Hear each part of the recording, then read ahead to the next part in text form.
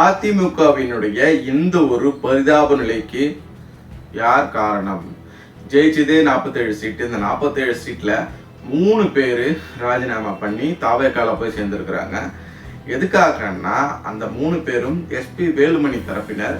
அதிலும் குறிப்பாக அவர்கள் மேல இந்த கட்சித்தாவல் வழக்கு தொடர்பா அவங்களுடைய சட்டமன்ற உறுப்பினர் பதவி பறிபோகக்கூடிய ஒரு அபாயம் ஏற்படக்கூடிய வேலையில அதுல இருந்து தற்காத்து ராஜினாமா பண்ணிட்டாங்க. இந்த ராஜினாமா பண்ணதன் மூலமா மக்களினுடைய வரி பணம் வீணானது.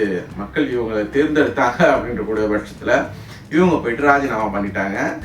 இப்படிப்பட்ட ஒரு சூழல்ல இப்படிப்பட்ட நபரை தேர்ந்தெடுத்ததற்கான பதில மக்கள் தான் சொல்றோம். அதே போல இந்த விவகாரத்தை பொறுத்த மட்டும் அதிகப்படியான அதிமுகவினர் ராஜினாமா பண்றதுக்கான சாத்தியக்கூறுகள் நிறைய இருக்கு. இப்போ இந்த வீடியோ எடுத்துக்கக்கூடிய இந்த நேரத்துல மேலும் 4 எம்எல்ஏக்கள் அதிமுக ராஜினாமா செய்யக்கூடியதா தகவலானது கிடைச்சிருக்கு. இப்படியே போயிட்டு இருந்ததுன்னா எம்ஜிஆர் துவங்கின கட்சி, அம்மாவால வளர்க்கப்பட்ட கட்சி அப்படின்ட்டு வரலாற்றுகள்ல சுவடுகளில் எழுதக்கூடிய ஒரு நிலைமையானது வரும். காங்கிரஸ் இன்னைக்கு எப்படி இருக்கோ, கம்யூனிஸ்ட் இன்னைக்கு எப்படி இருக்கோ அப்படிப்பட்ட ஒரு சூழலுக்கு அஇஅதிமுக போறதுக்கான நிலைமையாகும்.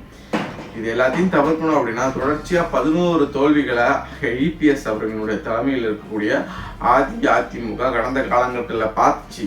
இப்போ அதுல இருந்து விலகணும் அப்படின்னா புதிய தலைமையை கொண்டு வரணும்.